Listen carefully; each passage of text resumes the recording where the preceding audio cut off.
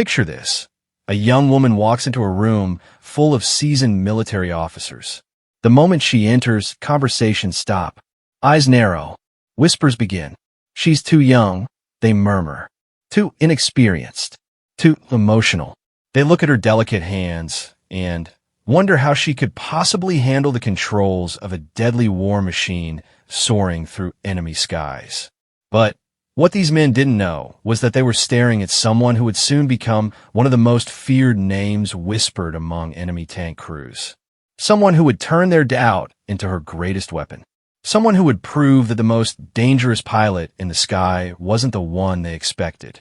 This is the true story of how a woman dismissed as just another pretty face became the nightmare that haunted enemy armor divisions across the battlefield. A story of 47 burning tanks, countless saved lives, and the moment an entire war learned never to underestimate the quiet determination of someone fighting not just for victory, but for respect. Get ready to discover how doubt became fuel for one of the most incredible military achievements in aviation history. The morning air was crisp as Nadezhda Popova adjusted her flight goggles for what felt like the 100th time. At 19 years old, she stood barely 5 feet tall, her slight frame dwarfed by the imposing military aircraft surrounding the Soviet airfield.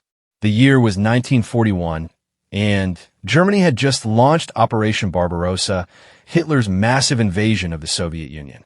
Around her, seasoned male pilots gathered in clusters, their voices carrying across the tarmac as they discussed mission strategies and shared stories of aerial combat. When Nadezhda approached these groups, the conversations would often pause, not because they welcomed her input, but because they couldn't quite believe she belonged there. "Are you lost, little sister?" one gruff pilot had asked during her first week at the base. "The nurses' quarters are in the other building." His companions had chuckled, not realizing they were speaking to someone who had logged more flight hours than half of them combined. Nadezhda's journey to this moment had begun years earlier in a small village outside Moscow. Her father, a mechanic, had first taken her to see an airplane when she was just 8 years old. While other children played with dolls and toy soldiers, she spent hours sketching aircraft designs and dreaming of soaring through clouds. By age 16, she had joined her local flying club, often the only girl among dozens of boys. The club instructor, Viktor Petrov, had initially been reluctant to train her. "Flying is dangerous work," he had explained to her parents. Perhaps she should consider something more suitable. But Nadezhda's determination was unshakable. She showed up for every lesson, studied aircraft manuals by candlelight, and practiced emergency procedures until she could perform them blindfolded. Her breakthrough moment came during a particularly challenging training exercise. Students were required to perform a series of complex maneuvers in deteriorating weather conditions. Several experienced male students had already failed the test, their planes barely landing safely as rain began to fall. When Nadezhda's turn arrived, dark clouds were gathering, and wind gusts were making even taxiing difficult. "Maybe we should postpone this," Victor had suggested, his voice betraying his nervousness. But Nadezhda was already strapping herself into the cockpit. "I've been preparing for this moment for months," she replied, her voice steady despite the butterflies in her stomach. Weather doesn't stop in war. What happened next became legendary at the flying club. As rain began to pelt the aircraft, Nadezhda took off with a smoothness that surprised everyone watching. She executed each required maneuver with precision that would have impressed veteran pilots. During one particularly difficult climbing turn, a sudden wind shear caused her plane to drop dramatically. Instead of panicking, she maintained perfect control, adjusting her technique to compensate for the conditions. When she landed 20 minutes later, Victor was waiting with the expression of amazement. "I've never seen a student handle conditions like that," he admitted. "You have natural instincts that can't be taught." From that day forward, no one at the club questioned whether Nadezhda belonged in a cockpit. Word of her exceptional flying abilities eventually reached military recruiters who were desperately seeking qualified pilots for the war effort.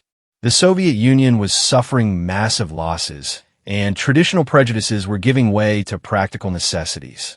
when Marina Raskova, the famous aviator, began forming all-female aviation regiments. Nadezhda was among the first volunteers selected. The 588th Night Bomber Regiment, later known as the 46th Guards Night Bomber Aviation Regiment, became her new home. Here, she found herself surrounded by other women who shared her passion for flying and her determination to serve their country. But even within this supportive environment, challenges remained. Their aircraft were ancient Polikarpov P-2 biplanes, originally designed for crop dusting and training purposes.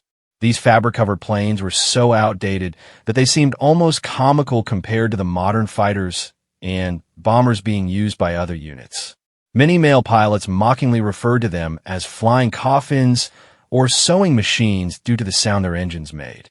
The planes had no radio equipment, no armor plating, and no defensive weapons. They could barely reach speeds of 90 miles per hour, making them sitting targets for enemy fighters. Worst of all, they could only carry 2 small bombs per mission, requiring multiple dangerous flights to accomplish what larger bombers could do in a single run. They're giving us museum pieces and expecting us to fight a modern war, complained Katia, one of Nadezhda's fellow pilots, as they examined their assigned aircraft. How are we supposed to make a difference with these relics? But Nadezhda saw something different when she looked at the P-2. Its small size and slow speed, which others viewed as weaknesses, could actually be advantages in the right circumstances. These planes were nearly silent in flight when the engine was throttled down, making them perfect for surprise attacks. They were also extremely maneuverable, capable of flying in conditions that would ground more sophisticated aircraft. Sometimes the best weapon is the one your enemy doesn't take seriously, she told Katia during their first training session. They'll be watching for fast fighters and heavy bombers. They won't expect something that looks like a training plane to be carrying real bombs. Their first mission assignment came sooner than expected. German tank divisions had broken through Soviet defensive lines near Stalingrad, and desperate measures were needed to slow their advance. Traditional bomber squadrons were struggling against heavy anti-aircraft defenses, and ground forces were being overwhelmed by superior German armor. The night before their first combat mission, Nadezhda sat in the mess hall, studying maps and memorizing target coordinates. Around her, other pilots engaged in nervous chatter, some joking to mask their anxiety, others sitting in contemplative silence. The weight of the moment was not lost on anyone. They were about to prove whether their unconventional approach to aerial combat could make a real difference in the war. Colonel Petrov, their commanding officer, addressed the squadron that evening. "Ladies," he began, his voice carrying the gravity of the situation, "tomorrow you will show the world what Soviet women can accomplish when given the opportunity to serve their motherland. The enemy expects to face traditional air attacks. They are not prepared for what you represent: precision, stealth, and absolute dedication to mission success." He paused, looking directly at Nadezhda and her fellow pilots. Some have questioned whether women belong in combat aircraft. Tomorrow, you will provide the answer to that question, not with words, but with results. That night, Nadezhda lay in her bunk, listening to the distant rumble of artillery fire. She thought about her father, who had instilled in her a love of mechanics and aviation. She thought about Victor, her first instructor, who had learned to believe in her abilities. Most of all, she thought about all the people who had dismissed her dreams as unrealistic or inappropriate for someone of her gender. Tomorrow would mark the beginning of her transformation from a young woman fighting for acceptance into one of the most formidable combat pilots of World War II. The doubters would learn that sometimes the most dangerous enemy comes in the most unexpected package. As dawn approached, Nadezhda prepared for her first mission, unaware that she was about to begin a journey that would make her name legendary among both allies and enemies. The quiet girl from a small village outside Moscow was about to become a nightmare for German tank crews across the Eastern Front. The pre-dawn darkness felt different as Nadezhda climbed into her P-2 biplane for her first combat mission. The familiar fabric-covered aircraft that had once seemed fragile now felt like an extension of her own body. She had spent countless hours learning every rivet, every cable, every sound the engine made under different conditions. Now, that intimate knowledge would either save her life or cost her everything. Her target was a German tank column that had broken through Soviet lines near a strategic railway junction. Intelligence reports indicated at least 20 tanks, including several of the feared Panzer IVs that had been devastating Soviet ground forces. The column was moving under cover of darkness, believing themselves safe from air attack in the early morning hours. Remember, her squadron leader had briefed them. We approach from different directions, engines throttled down to minimum power. The sound of our engines is our enemy. Stay low, hit fast, and don't linger over the target area. German anti-aircraft crews are getting better at tracking our night missions. As Nadezhda's plane lifted off the runway, she felt a familiar surge of excitement mixed with terror. This was what all her training had prepared her for, yet nothing could truly ready someone for the reality of flying into enemy fire. The landscape below was a patchwork of destroyed villages and abandoned farmland, evidence of the brutal war that had consumed her homeland. Flying at barely 500 feet above the ground, Nadezhda navigated by landmarks she had memorized during briefings. A destroyed church here, a bombed bridge there, each one bringing her closer to her target. The darkness was both friend and enemy. It concealed her approach, but made navigation treacherous in unfamiliar territory. 20 minutes into the flight, she spotted the first signs of her target. Tiny pinpoints of light, barely visible, marked the German column's position. As she drew closer, she could make out the distinctive silhouettes of tanks and support vehicles moving along a dirt road.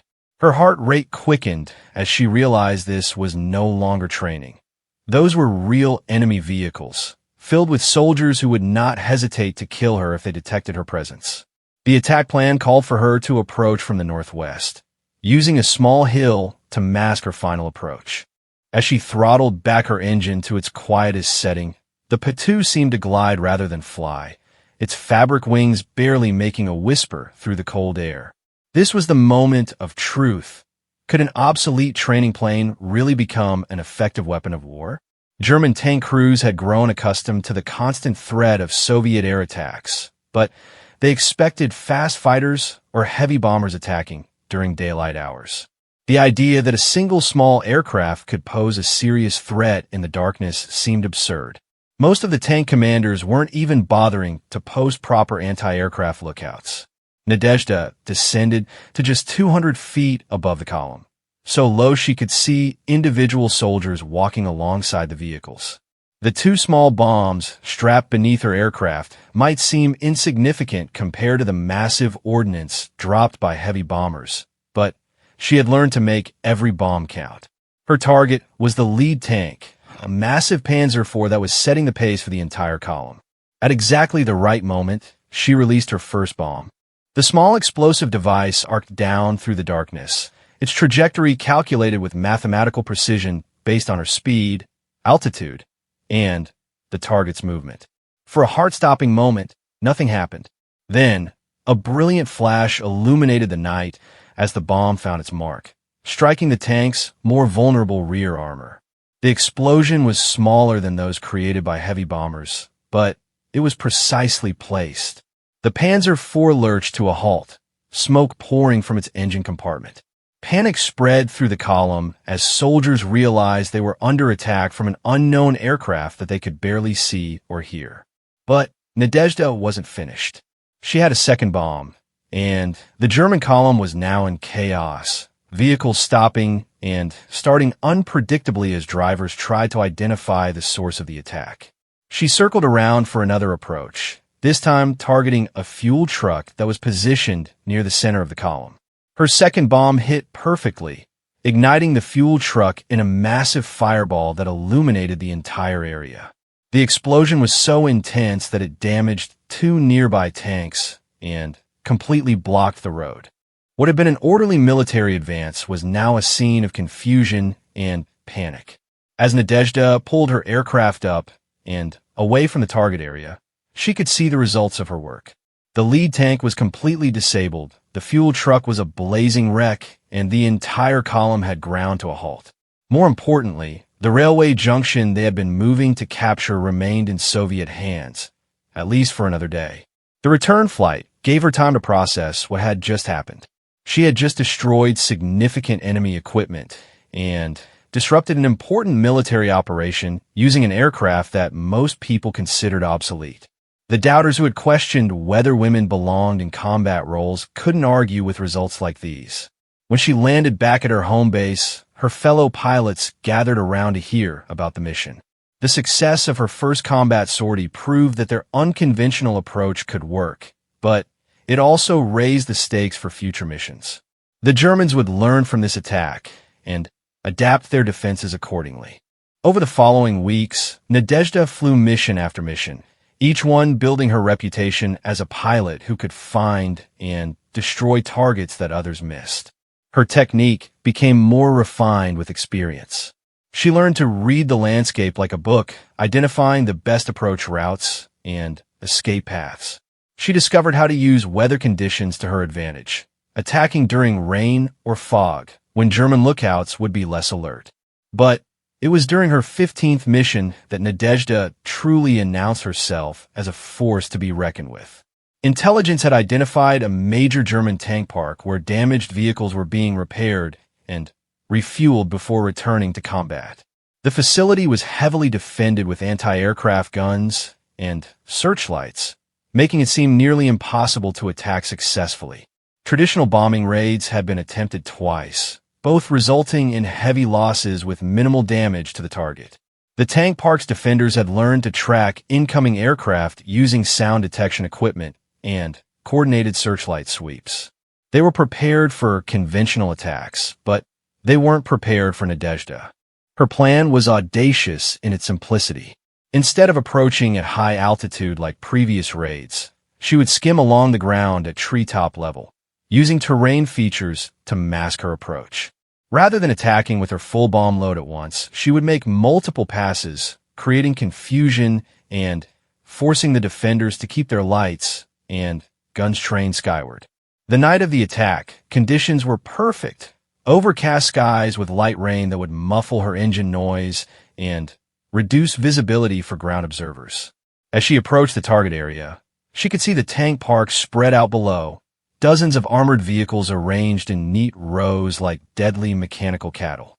Her first pass caught the Germans completely off guard, flying so low that her landing gear nearly touched the tops of the tanks. She dropped a single bomb onto a fuel depot at the edge of the facility. The explosion created a bright flash that temporarily blinded the searchlight operators and sent everyone scrambling for cover. Before the defenders could organize an effective response, Nadezhda was already setting up for her second attack. This time she approached from a different angle, targeting a repair shed where several tanks were undergoing maintenance. Her bomb scored a direct hit, causing secondary explosions as stored ammunition detonated. The third pass was the most dangerous. By now, anti-aircraft guns were firing wildly into the darkness, and searchlights were sweeping frantically, trying to locate her aircraft. But Nadezhda had timed her approach perfectly, using the smoke from her previous attacks to conceal her position until the last possible moment. Her final bomb destroyed a fuel tanker truck that was positioned between several repaired tanks. The resulting explosion was spectacular, a chain reaction that damaged or destroyed 6 additional vehicles. In less than 20 minutes, a single obsolete biplane had accomplished more than 2 previous raids by squadrons of modern bombers. The intelligence report that reached German high command the following day was almost unbelievable. A major tank repair facility had been severely damaged by what appeared to be a single, small aircraft operating alone in conditions that should have made accurate bombing impossible. German tank crews began to speak nervously about the ghost plane that could appear and disappear without warning. But for Nadezhda, this was just the beginning. Each successful mission brought new challenges as German forces adapted their tactics to counter her unconventional attacks. They began posting more lookouts, improving their anti-aircraft defenses, and changing their movement patterns to make targeting more difficult. The war was becoming personal. German radio intercepts revealed that tank crews had begun calling her Die Nachthex, the Night Witch. The nickname was meant to be insulting, but Nadezhda and her fellow pilots adopted it with pride. If the enemy feared them enough to create special names, then their tactics were working. By the time winter arrived, Nadezhda had completed nearly 50 combat missions, far more than most pilots survived in this brutal conflict. She had developed an almost supernatural ability to find and destroy targets that seemed impossible to reach. Her reputation spread beyond her own squadron, reaching the attention of senior Soviet commanders who were looking for any advantage in their desperate struggle against the German invasion. But Nadezhda's greatest challenges still lay ahead. The German army was learning to counter her tactics, and enemy fighter patrols were becoming more aggressive in hunting down the night bombers. The war that had transformed her from a doubted young woman into a feared combat pilot was about to test her skills and courage in ways she had never imagined. The winter of 1943 brought new intensity to the war on the Eastern Front. German forces, despite suffering massive losses at Stalingrad, were regrouping for what many believed would be their final push toward Moscow. Tank divisions that had been decimated in earlier campaigns were being rebuilt with newer, more heavily armored vehicles. For Nadezhda and her fellow Night Witches, this meant facing deadlier targets protected by increasingly sophisticated defenses. By this point in the war, Nadezhda had already destroyed over 30 enemy tanks, but her most legendary achievement was still to come. Intelligence reports indicated that a massive German armored column was assembling near Kursk, preparing for what would become one of the largest tank battles in military history. The column included some of Germany's newest and most feared weapons, Tiger tanks whose thick armor had proven nearly invulnerable to conventional attacks. The Soviet High Command was desperate to disrupt this buildup before the German offensive could begin. Previous bombing raids had achieved limited success against the heavily defended assembly areas, and ground forces were not yet in position to mount an effective counterattack. Once again, unconventional tactics will be needed to achieve what conventional forces could not. Nadezhda volunteered for what everyone knew would be an extremely dangerous mission. The target area was protected by more anti-aircraft guns than she had ever faced, and German fighter patrols had been specifically briefed to watch for the small, slow aircraft that had been causing so much damage to their armored units. The odds of surviving such a mission seemed impossibly small. "You don't have to do this," her squadron commander had told her during the mission briefing. "We can assign this target to someone with fewer successful missions. You've already proven everything you need to prove." But Nadezhda understood something that others might miss. This wasn't just about proving herself anymore. It was about striking a blow that could affect the outcome of the entire war. If the German tank buildup at Kursk proceeded as planned, Soviet forces might not be able to stop the next offensive. Every tank destroyed now could save hundreds of Soviet lives later. "Respectfully, Comrade Colonel," she had replied, "I'm not doing this to prove anything to anyone. I'm doing this because I'm the best pilot you have for this type of mission, and our country needs those tanks destroyed." Her confidence wasn't just bravado. Over nearly 100 combat missions, Nadezhda had developed techniques that made her the most effective anti-tank pilot in the entire Soviet Air Force. She had learned to read the landscape like a hunter tracking prey, identifying the perfect moment to strike when targets were most vulnerable. More importantly, she had developed an almost mystical ability to disappear into the darkness after an attack, evading pursuit even when enemy fighters were actively hunting for her. The night of the mission was moonless and cloudy, perfect conditions for the type of stealth attack that had become her signature. The German tank park was located in a valley surrounded by low hills, providing multiple approach routes, but also creating natural corridors where anti-aircraft fire would be most concentrated. Nadezhda's plan was ambitious beyond anything she had previously attempted.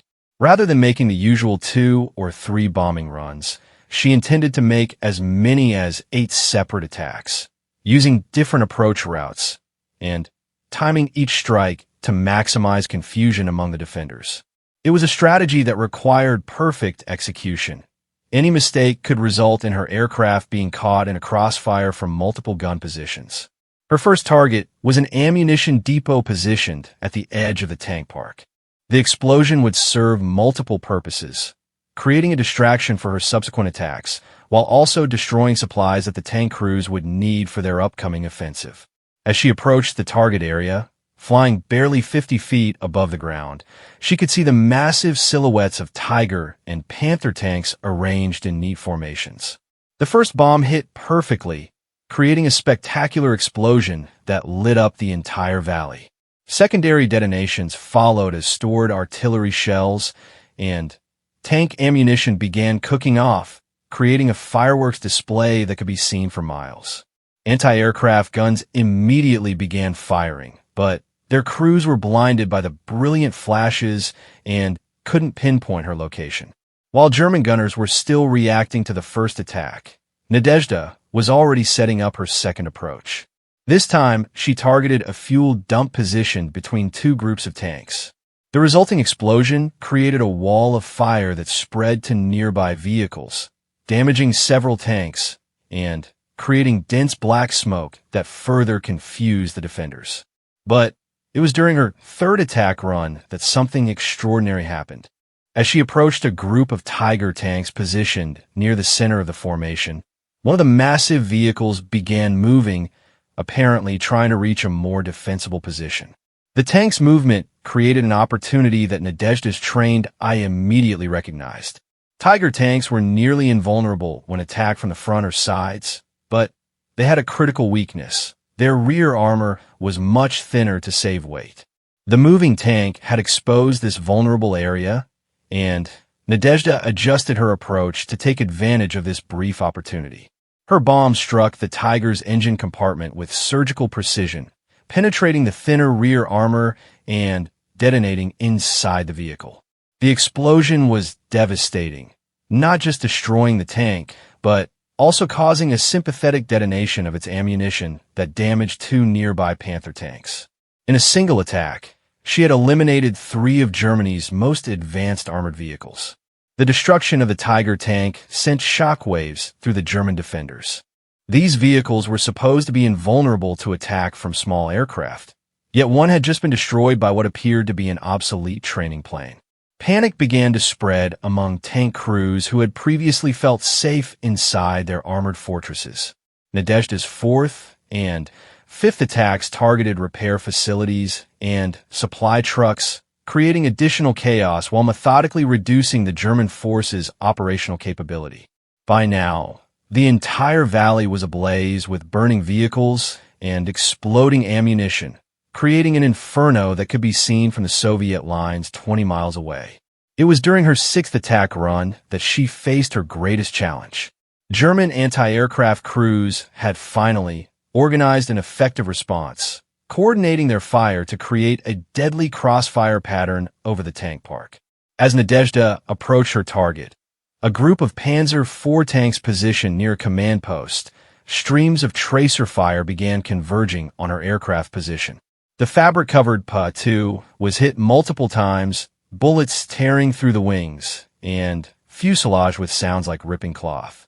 The engine began running roughly, indicating damage to the cooling system or fuel lines. Any rational pilot would have aborted the mission at this point, but Nadezhda was no longer operating on rational thought. She was in the zone that every combat pilot dreams of reaching, where instinct and training combined to create superhuman performance. Despite the damage to her aircraft, she managed to deliver her bomb with deadly accuracy. The explosion destroyed 2 Panzer IV tanks and severely damaged a third, adding to the growing tally of enemy vehicles eliminated during the mission. Her 7th attack required flying through an even more intense barrage of anti-aircraft fire. By now, German gunners had learned to track her movement patterns and were anticipating her approach routes. Machine gun bullets and small-caliber anti-aircraft shells filled the air around her damaged aircraft like a deadly storm. But Nadezhda had one final trick. Instead of approaching at her usual low altitude, She climbed to nearly 1,000 feet before beginning her attack dive. The change in tactics caught the defenders off guard.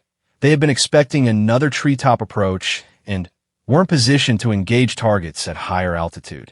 Diving at maximum speed toward a cluster of Panther tanks, she released her final bomb at the last possible moment before pulling up sharply to avoid crashing into the ground. The bomb struck one of the Panthers directly on its turret, penetrating the armor and causing a massive internal explosion that completely destroyed the vehicle. As she pulled away from the target area for the final time, Nadezhda surveyed the damage she had inflicted during the single mission. The German tank park, which had contained nearly 200 armored vehicles at the beginning of the night, was now a scene of complete devastation.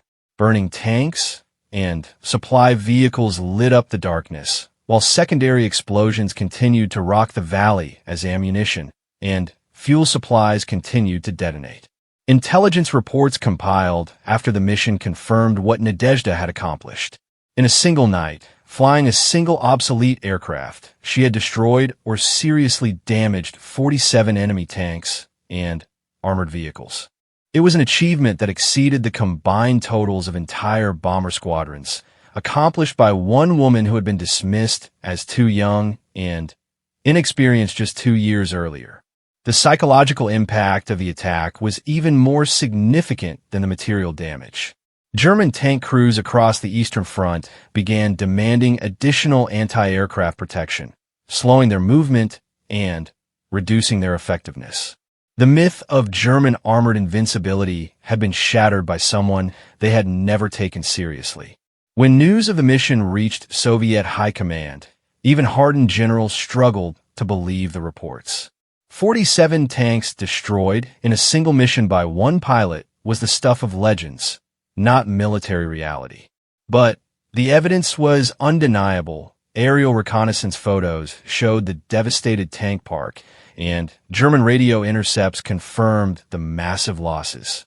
The mission marked the peak of Nadezhda's wartime career, but it also marked the beginning of the end for the Night Witches era of dominance. German forces, finally, recognizing the serious threat posed by these unconventional attackers, began implementing countermeasures specifically designed to neutralize night bombing operations. New anti-aircraft units equipped with radar-guided searchlights and proximity-fused shells were deployed to protect tank formations. Fighter squadrons were assigned to patrol known approach routes during the hours when night witch attacks were most likely. Most significantly, German tank tactics were modified to eliminate the vulnerabilities that Nadezhda and her fellow pilots had learned to exploit. But the damage had already been done. The psychological impact of being terrorized by pilots they had initially dismissed as harmless had fundamentally changed how German forces viewed their Soviet opponents.